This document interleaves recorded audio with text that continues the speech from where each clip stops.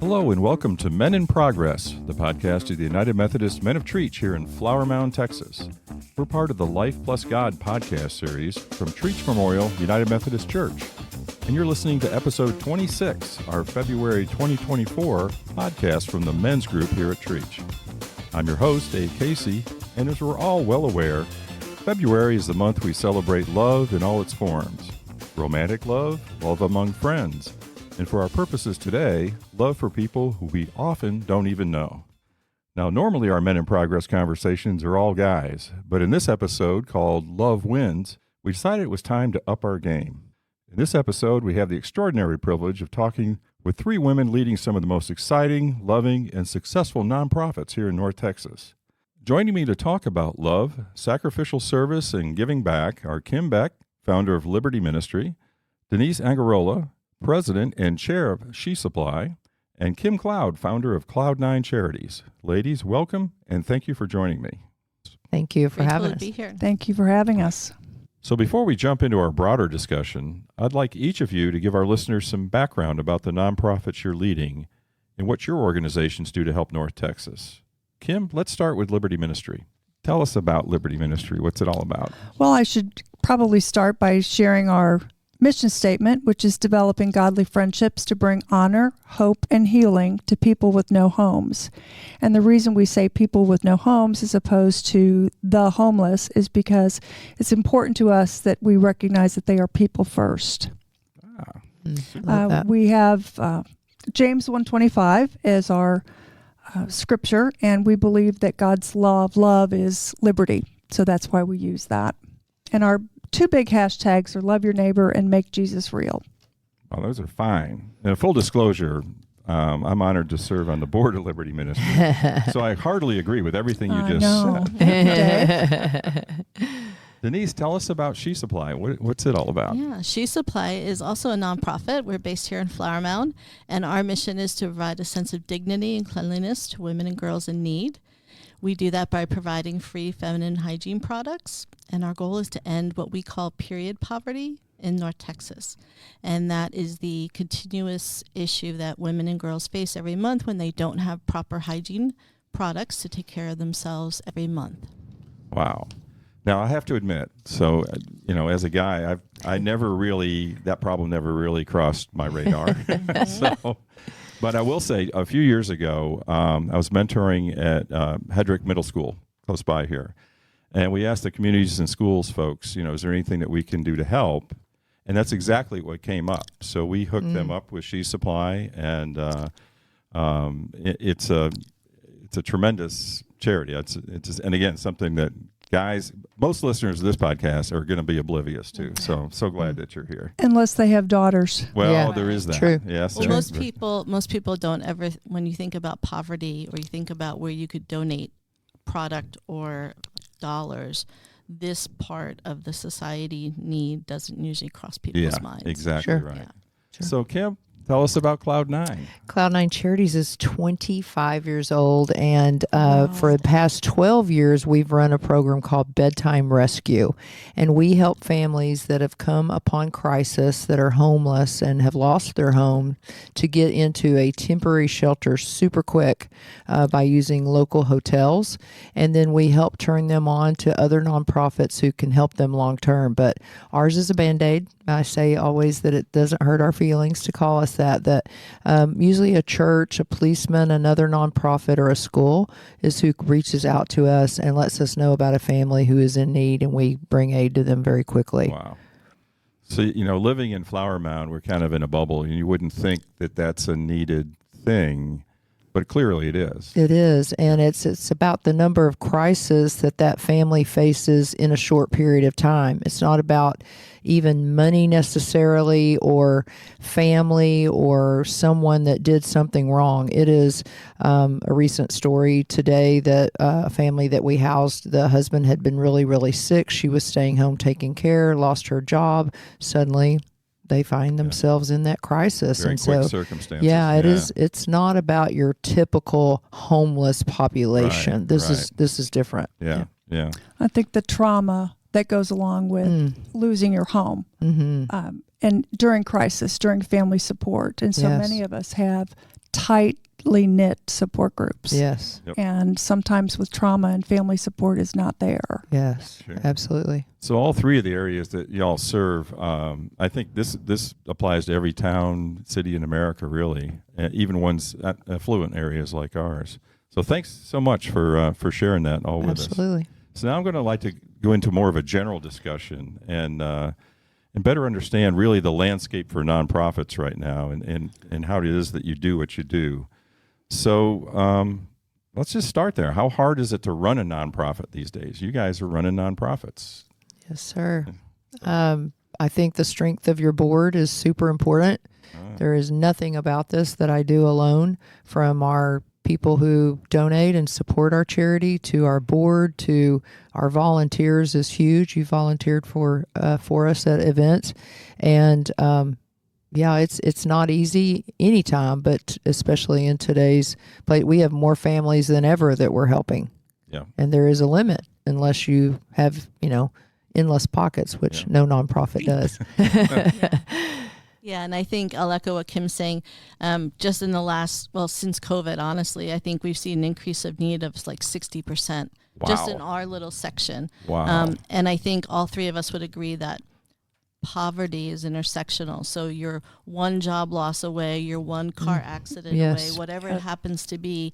Even if people do have that 3 to 6 month safety net, that expires very, very quickly when you have no other source of income to replace it. Yes. And I think what I'm seeing in our North Texas area is it's a different type of poverty. It is acute, very traumatic, very unexpected. Yes. Yeah. Right. And Immediate. so Yeah. it's different than some of the cyclical issues that some of our nonprofits try to take on. And I think that's where it's just become more difficult. There are so many more people in need for so many items and so many parts of their life that you're seeing micro nonprofits pop up to be able to serve that surgically. But there is a much greater and much more extensive need. And it's interesting. I've worked at the CCA food pantry, and they have very few non-food items, Yeah. and certainly the things that you do in the feminine products area, it's almost non-existent. Yeah. So it's wonderful. When you think of Maslow's hierarchy as needs, Exactly. right? You're trying to triage, very quickly how to keep people safe and housed and fed. Yeah, And then healthy. and healthy, and then start to work through everything else. Sure. But it becomes very stackable very quickly. Yep. Yeah. And I think the term triage and Band-Aid, I can really relate to, and I know my partner, Leanne White, can too, that it many times that's all we're doing at that moment. Mm-hmm. But that relationship is built, and it's the beginning of that relationship. And some of those last, we've been doing this now for 10 years. Some of those relationships have lasted that long. Some we've lost touch with. But we can't underestimate the power of that one moment of that Band-Aid or that triage moment to be there. Yeah, Yeah. it impacts the trajectory of somebody's lives. Sure. If you can be there in that moment of need, you really have no idea what kind of ripple effect that creates. And those people won't forget you for sure. Yeah. Yeah. So I think there's some common misperceptions about nonprofits, and I'm curious if you guys have seen any correlation about people's political, religious leanings for their support or lack of support for what you guys do. I hope not. I hope that we can't. I mean, we polarize so many things already. I really hope that we never get to a point where humanity is polarized, where you can't be empathetic to somebody in need. And I think they're just, again, I think if nothing else since COVID, people have seen where the unexpected is happening much more frequently. Corporate layoffs are happening just in this month of January. Sure. You're hearing about it, right? So it's not if, it's when. And I think people I'm hoping people have become much more empathetic. And I hope we never get to a point where politics or faith interrupt somebody's drive to serve help. or to give. Yeah.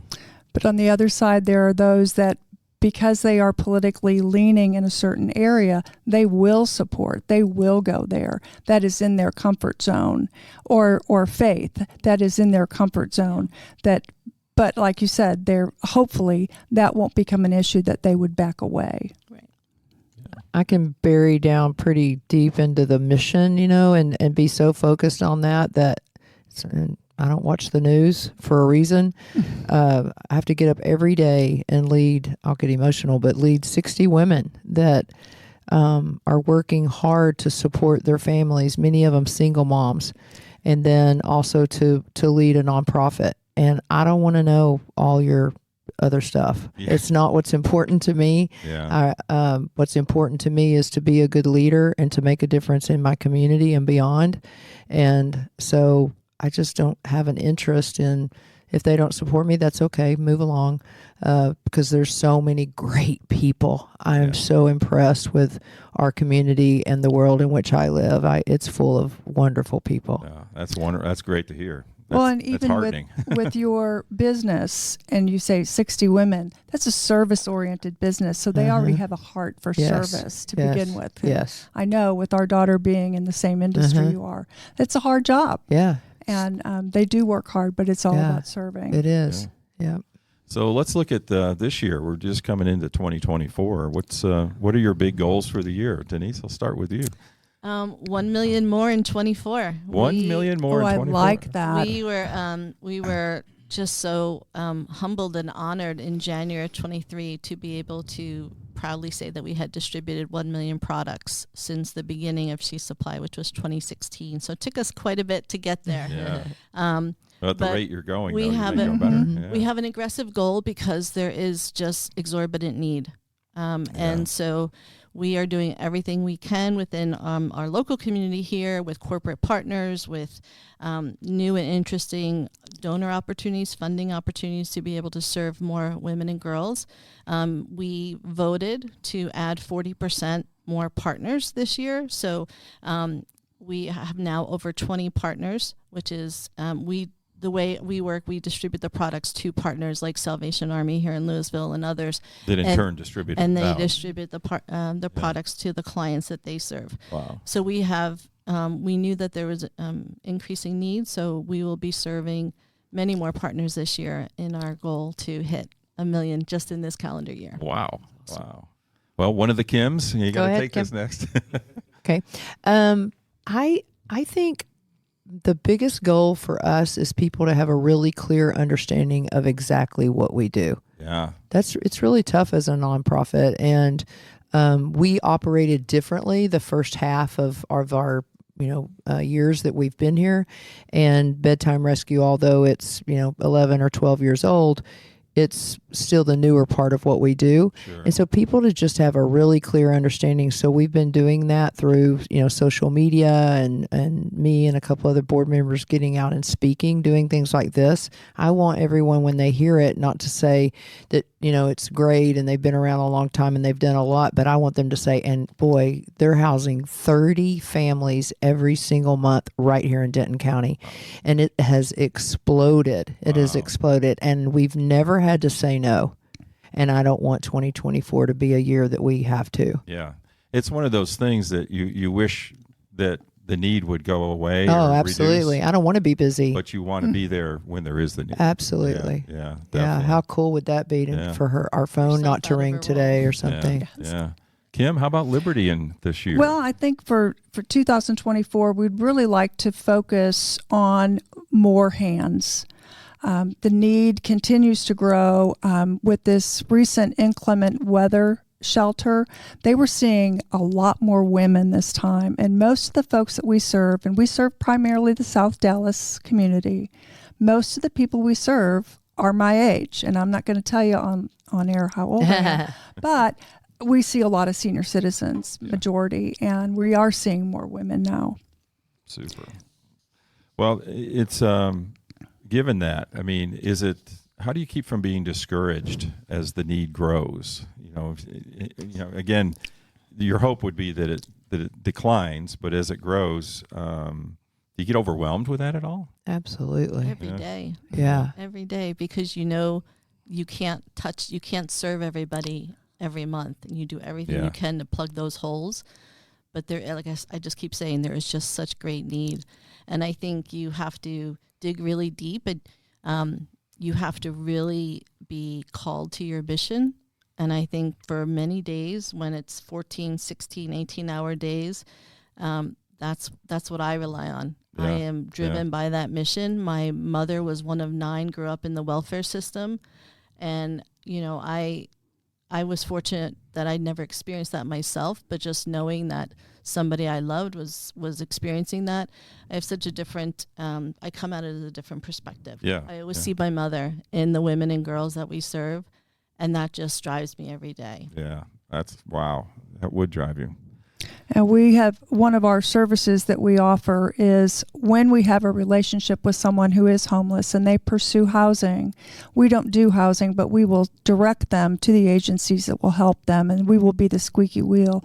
But one of the services we offer them is to furnish their entire apartment from stem to stern, and that includes wall art and dishes and the things that they need. And we have a list that we go over. Do you need this? Do you want this? Is this something that would be helpful in your home? And when we have the opportunity to say to someone who we have developed a relationship with, as we did recently with our friend Roxanne, to say, Roxanne, you are so close to housing. This is what we want to do for you. We will put everything you need and want in your home to make it a home. And to watch her face be so overwhelmed and surprised that we would do that for her. And that's what keeps us going when it gets discouraging. Well, you just answered part of my next question. Okay. So what is it that drew you to do what you do? So I'll start with Kim. How did Kim Cloud, how did you decide to start Cloud9 Charities? I had someone very involved in the community told me that it is a responsibility of a person who is operating and has found success in their business to give back to the community. And so the very first thing I did was work at CCA in the pantry. She invited me to work at PD Place.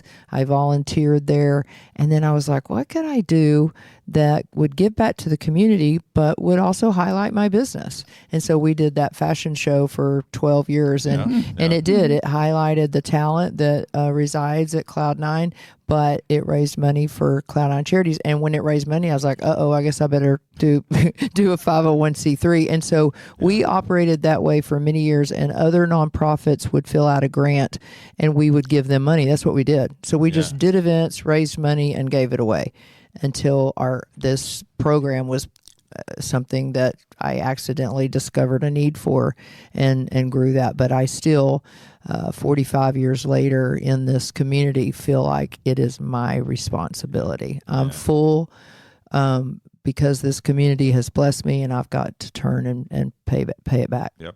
And you've done a great job with it, I'll tell you. Thank you. So, thank you. The Kim, Beck, I have a little bit of inside knowledge with yours since I was there when we got the 501c3 designation. But what really sparked you to want to do what you do?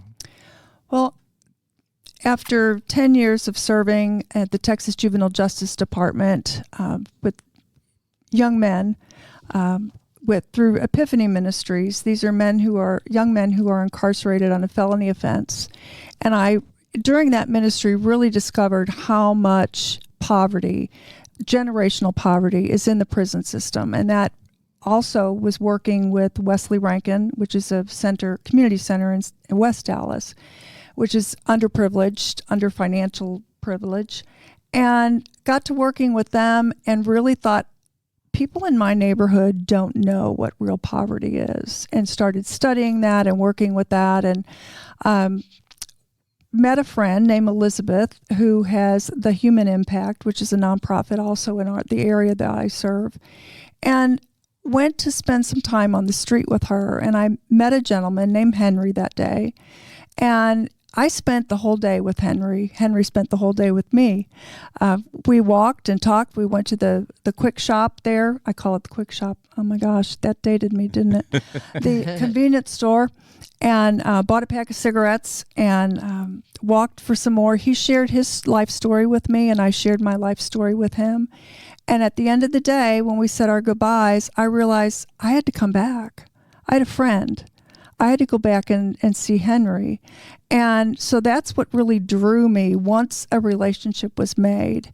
And 60, 70 friends later who we've been able to really serve. We're still here. Yeah, that's great. So Denise, do you remember the beginnings?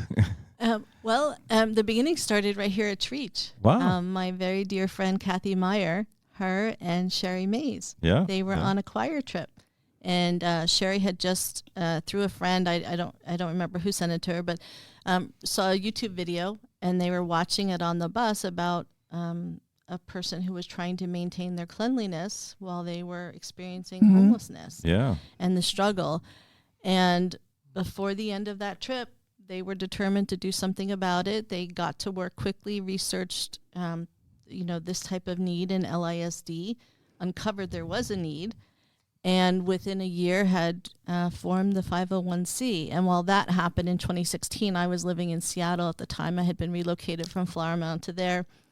And there's nothing I wouldn't do for Kathy, right? So she called me up and was asking me some questions. And when I moved back in 2018, I couldn't wait to just get my hands in and start working. So I think the special occasion or story is really about my gratitude to Kathy for really just taking that on and creating something wonderful. And for thanking Trietsch for housing us for so many years, letting us come here and have our meetings and being so supportive in the early days. And all of those special moments have been able to sustain us now going into our 7th year. Wow. Yeah. Wow. That's crazy. So what role does faith play in what you guys do? I mean, it's certainly, it's wonderful what you do, but how does faith affect you there? Kim, Wow. There's too many Kims. Kim, Yeah. I'll start with you. I was raised Christian. I was raised by a human cheerleader for my mother. And although she has passed, she is with me in so many ways. And I just think that, I start every morning with a devotional and a Bible study to feel the right path. And my end of my prayer every single morning is use me, Lord, because I have no idea who I'm going to, just like all of us, meet that day, maybe even in my chair. And so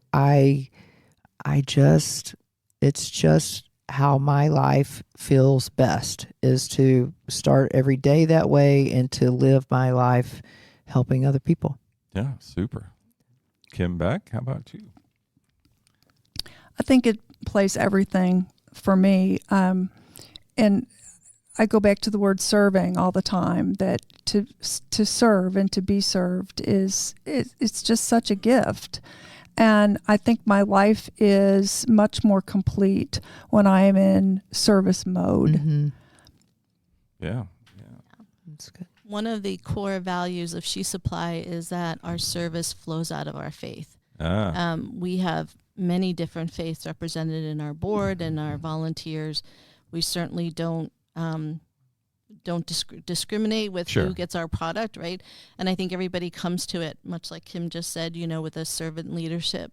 They're called to that.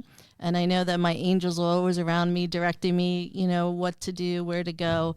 And I think I just, again, having personal experience, hearing those stories with my mother, and just really being called from an early age to serve others. It's a constant. So I just think it's always something that has just driven me to be able to serve others and be in a position to be put in that path to be able to serve others. We see the opportunity. You were open to the opportunities for sure. So I think many people are kind of led to think, hey, I see a need, and maybe I can do something or form an organization. So do you have any advice for people that want to form a nonprofit, and kind of what it is and isn't, and what you expected and didn't get or did get? Kim Beck, do you? Wow, I don't know. You just better know people like Dave Casey and Michael Tuggle to know their stuff, because I was such at a loss for this. If you look at our logo, and in the tiny portion of our logo, you'll see the initials DJB, and that stands for Danny Joe Bergen, who is no longer with us. But Danny was moved somehow to say to me one day, I know you're still going to the prison, and I know you're going to the street, and I know that takes money. And so here's some money. Wow. And he handed me a check, and he said, and I'm not going to the prison with you, and I sure as hell ain't going to the street with you. That's a quote. And about 6 months later, he handed me another check and said, keep going. And in November of 2017, I believe, he said to me, I cannot keep making checks to Kim Beck. You need to make this legal. And so for a while, we called it our CP30 because we couldn't remember the numbers. But then we formed a board, and Dave Casey was gracious to take under his wing of making sure we got the paperwork done and got our 501c3. And for our listeners, she's very legal. Everything's legal now. Yes, everything's legal. Above the board. Mm-hmm. I think it's really important. We need a couple of new board members, and we have someone that just recently took on actually running another nonprofit, and so you just love seeing people get their wings and doing their thing. But I think like knowing where your hole is, like I know I need someone that can help me with knowing more about the corporate part of this community, and because I'm not corporate, I'm a small business, self-employed. And that's who you tend to kind of surround yourself with, right? Mm-hmm. And so I think just knowing what you need, I think I love mentorship, and I don't do anything without my mentors, as Dave knows. It's saved my business, it's saved my life, and it's definitely saved the nonprofit, is to ask people questions. Almost everyone I know would love to share. Yeah, I agree. I think that if you truly are interested in starting your own nonprofit, much like Kim just mentioned, I think I would advise somebody to spend a little time with an existing nonprofit that's either in the space you're looking at or adjacent, right? Sometimes there's that degrees of separation knowledge that you don't get otherwise. There's a lot of paperwork. There's a lot of that administrative minutia kind of things that you have to get right and legal. And sometimes people who are running the mission, if you're so mission focused, you are in the streets, you are with your clientele. Sometimes that administrative stuff is on the back burner. Yeah. Right? So you need that balance. You need to understand how that plays into it. And you also have to understand a lot about how to sustain your nonprofit. And that only comes with relationships and donors and making sure that you have a continuous opportunity to connect those two parties together to sustain your nonprofit. Yeah, and I liken it in the business world. I spend a lot of time in the business world, and there's a phrase that they say, you have to work on your business, not in your business. Right. Yes. And I think it's the same. You have the passion for a nonprofit, but at the same time, it has to be self-sustaining. It has to have a life of its own. You have to run it like a business. You have to run it like a business. We're having those conversations right now a lot because of our event that would be 12 years this year. It's time for it to make some changes. And the only thing that drives that knowledge is looking at the numbers. And I am a numbers freak, and I love watching the numbers. And if you're watching them and they're changing, then you've got to make those adjustments. And that's why your board is so important. They tell you the truth sometimes even when you don't see it yourself. Well, I think the only other thing that's challenging, at least from my perspective, is in our nonprofit, everybody is a volunteer. Right. And it's no different, paid staff. if it's different when you have employees, right?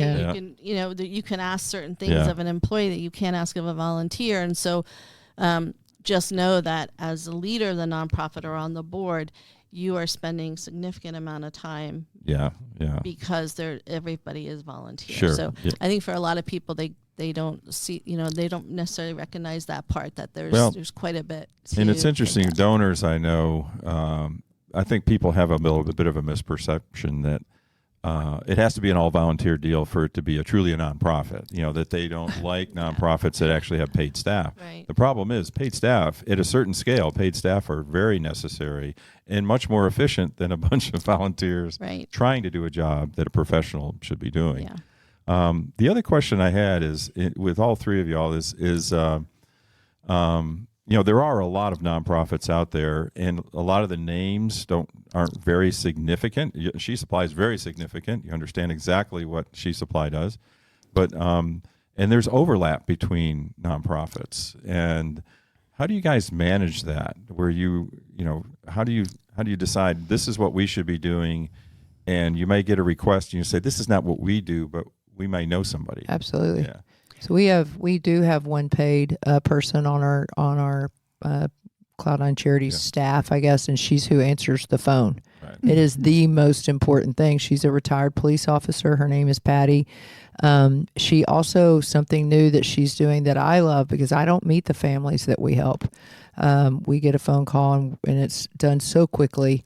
But I've started asking her to give me a story about every single family that we help. And so it's only been happening for a couple of weeks. And oh my gosh, you talk about, warming your heart and understanding exactly the need and hearing the story. But there is some overlap. And one of the things we did, probably about 5 years ago, is we made up a form that our hotels have, and it gives them the next phone call to make.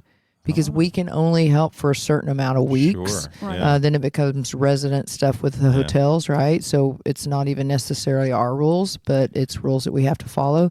And so we want them to have that. And then, people call me probably a couple of phone calls a day of, hey, I cleaned out my closet and I've got all these clothes. Well, I don't have anywhere to put those clothes, but I now have 3 or 4 different nonprofits that I give the phone number and just kind of circulate that. So there is some overlap for sure. Yeah. And those are great partnerships. I know I mentioned earlier the human impact, and we kind of joke that the human impact is like Liberty Ministry on steroids, because they do have employees. They serve the same people we do. And it is wonderful for us to be able to have that connection with them, because there are people that they serve who are now housed, and people that we are friends with also, so that if we can't be there, they can, or vice versa. For example, we have a gentleman in the hospital right now, and tomorrow there will be somebody from the Human Impact, and there will be somebody from Liberty Ministry, Leanne, who will sit with Bobby while he's in the hospital. And by the way, you can pray for Bobby. We had a lot of health problems. But those are relationships that we need. We also deal with Helping Hands, Open Hearts. They are the people who are out on the street feeding, clothing. That's not a service that Liberty Ministry provides. So it's nice that we have that connection. And again, we serve some of the same people and can keep up with each other. And I think our donors appreciate that, right? Because as a donor, you have a finite amount of charitable funds to spend. And so if you have service-oriented nonprofits in the space, it is great to know that they partner either for overlap or for adjacent services, much like Kim was sharing. And I think as you explain that to the donors, or you share that out, there's a certain appreciation of that. And I think it's a fantastic way to bring partnerships in, and for the next stage of growth, or if we're experiencing a low month financially or otherwise, I know that I have a partner somewhere else that can support the people in need. Yeah. And I think most nonprofits, especially when they're small like us, you really don't have a choice but to partner, because you just don't have the resources. And you're focused on what you're doing, because if you're there, you're going to get asked for more. Right. So it's always good to have other resources. So you mentioned kind of growth, and I'll tie onto that and just say, where do you guys see your nonprofits 5 years from now? So Denise, I'll start with you. What do you think the future holds? I mean, if I go back to our first part of our discussion, I would love to work ourselves out of a role. I would love for the situation to be solved, but I don't know how realistic that is in the next 5 years, but I would love to see policy changes at the state level, the school level, so those needs are provided, and then we can really focus on people who are displaced through housing or coming home. We have a lot of female veterans that come home that are unhoused and have issues, and we'd be able to serve many more communities. Right now we are in primarily 4 counties. We would love to be able to expand. That does take resources. That takes perhaps a full-time paid staff, at least one person. And I think a lot of that would come down to how we expand with the corporate partnerships. Yeah. Just to build it that way. Yeah. Kim, how about at Liberty Ministry 5 years from now?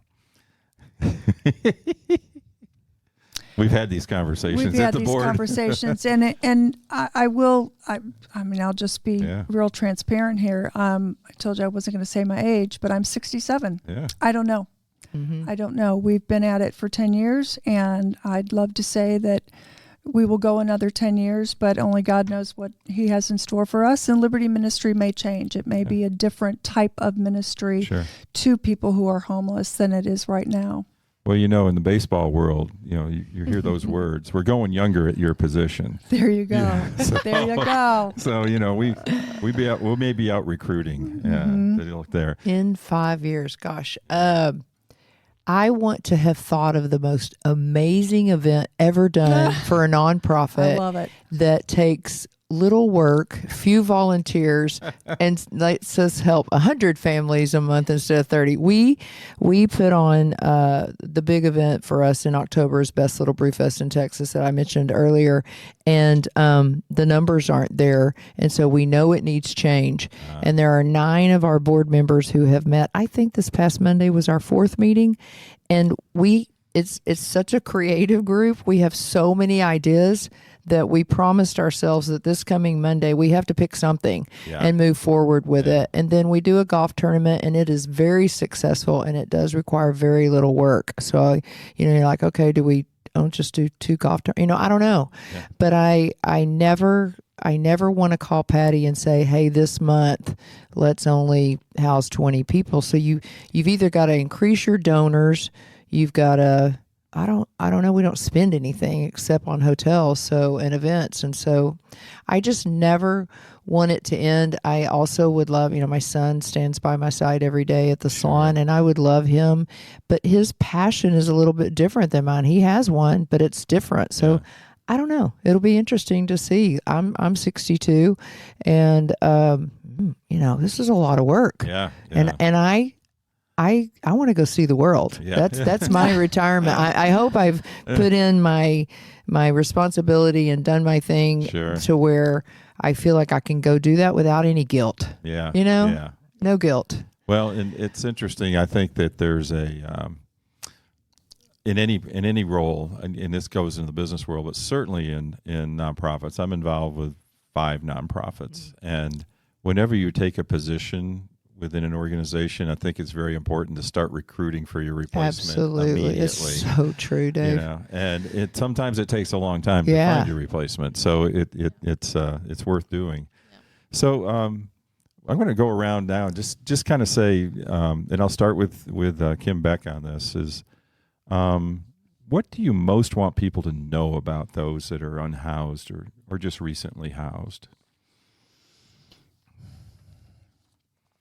We'll go back to the people thing. The community we serve and the friends, that's how we refer to our people. I love that term, too. The friends that we serve are all so different, come from so many different backgrounds.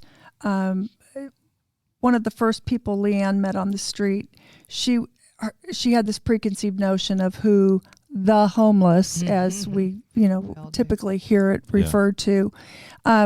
She had this preconceived notion that this person came out and was talking to her and was so brilliant and was using vocabulary that she went, wait a minute, I don't know what that word means.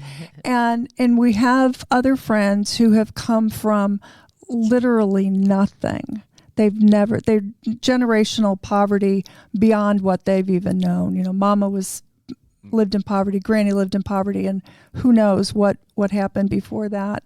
That some of our friends they're people. They're just like you and me. They're when friends. It comes down to their core.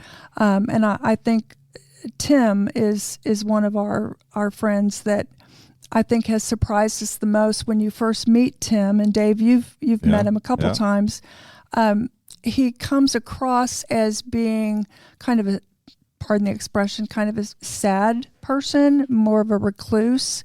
He's a brilliant man. Yeah. He has 3 degrees. And one is his master's in landscape architecture, but the bottom fell out. Yeah.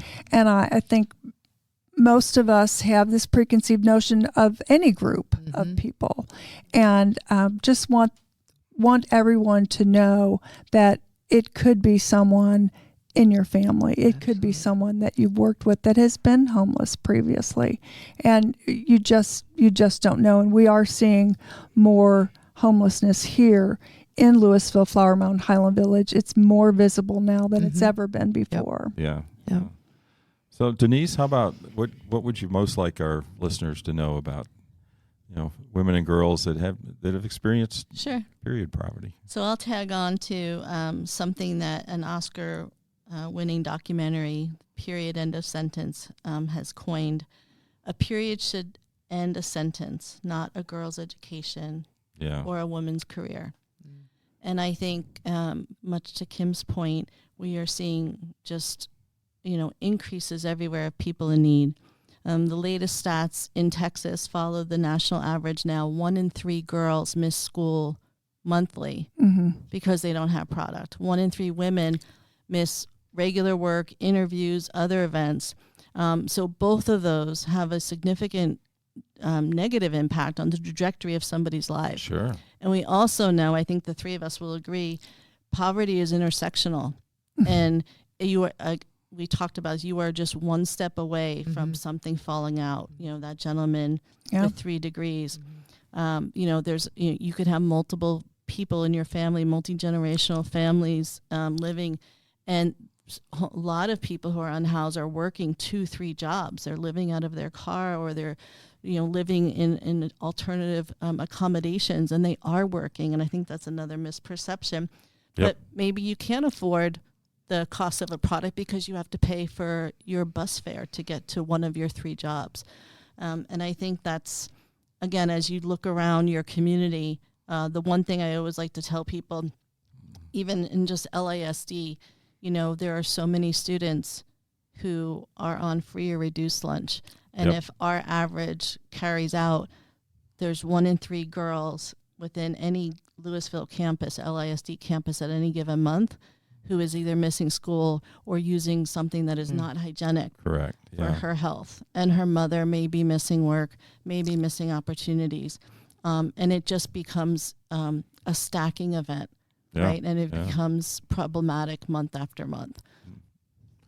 Kim, how about the folks that you serve? Yeah, I'd love to tell you that this was my idea, but I actually was watching 60 Minutes when we started Bedtime Rescue, and this gentleman's wife had passed away, and he lost his home. He had missed a lot of work, had unfinished. He was a contractor. He had a job that wasn't complete. His reputation was hurting. Anyway, he turned his work van into a home for him and his 2 children. He had a senior daughter and a boy that was like 10 at the time, and he made these little beds that sprung down from the sides, and every morning he took her to a local gas station to get ready in the restroom, and she was on the honor roll, and they gathered all the homeless children in this very, what we would consider affluent neighborhood, and everyone was shocked, and I was that they had this many homeless children in this school. And I started wondering, I wonder how many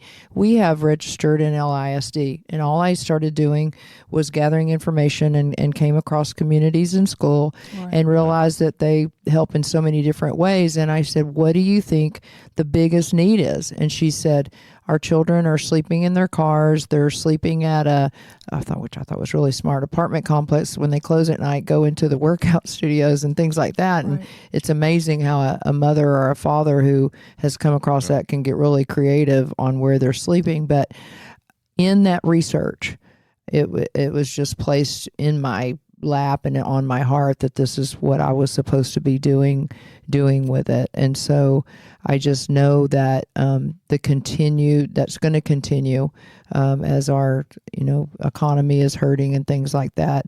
The family, one of the stories that Patty shared with me this week, is a single dad with a 1-year-old daughter, and he's putting himself through. He's taking some sort of class, and he was parking at the school and hiding there, and was found with his daughter, and so we got him into a local hotel. He's trying to get this degree, little trade school, license done so that he can provide for her, but he just needs help in between. And that, I think that's so much of a part of what we're all doing is just filling in the gaps. Thank you all so much. This is a conversation we should have had months ago. So, and thanks so much for what your organizations do. So given that, I'd like to have, again, the folks that listen know a good way to get a hold of y'all and how to find out more. So Denise, what's the best way to find out more about She Supply? Our website, shesupply.org, is the best way to learn more about what we do. There's a great donate button on there. We have an Amazon wish list. If you prefer to donate products, that will come directly to our storage unit. Wow. You can learn all about our board members and the work that we do in the community, our different partners. Great. Kim, how about Liberty Ministry? Liberty Ministry website, just like She Supply. We are liberty/ministry.org. And we have all of our board members are listed on there, and some pictures of our friends that we have served in the past. And all of the information, including donation, is on our website. But our Facebook page really has a lot more photos of when we have housing. We've just started doing a Bible study at Austin Street Center. I say just. We were asked in November of 22 if we would start doing some kind of weekly program for the folks that are sheltered there. And we said, well, think about it, pray about it, see what we can come up with, and decided that in January of 2023, for 4 weeks, we would do a Bible study. And we're still there. So. And it's growing. I was there a couple weeks ago. And we do need additional folks to come and just sit in with the group, and we bring coffee and snacks, and you're welcome to join in the coffee and snacks as well. Nice. So Kim Cloud, if you don't get any local newspapers, if you don't read anything online, how would you ever know about Cloud9 Ministries? Stop by and we'll chat. No, we are cloud9charities.org, and it's the number 9, not spelled out, cloud9charities.org. And I would say the most important thing besides the donate button is finding out what's coming up. So April 8th is our golf tournament at Lantana, and we need golfers.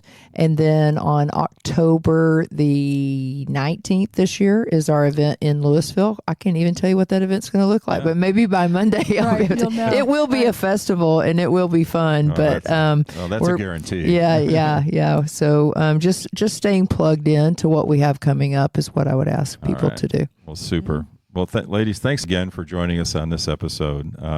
Really enjoyed the wisdom and learning more and more about what you all do.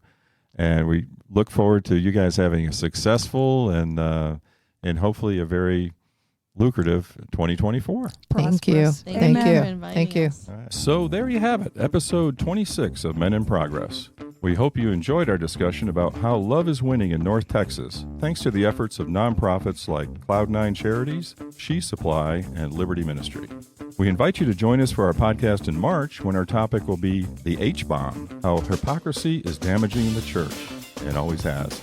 Thank you again to Kim Cloud, Denise Angarola, and Kim Beck for joining me, and thanks to everyone listening to Men in Progress from the United Methodist Men of Trietsch here in Flower Mound, Texas. I'm Dave Casey. We'll see you next time. This episode of the Men in Progress podcast is sponsored by Trietsch Memorial United Methodist Church, where our mission is to lead people into a growing relationship with Jesus Christ. If you're in or near Flower Mound, Texas on any Sunday morning, we would love to welcome you to any of the Trietsch services. Or you can follow our services anytime on our Facebook page or at tmumc.org.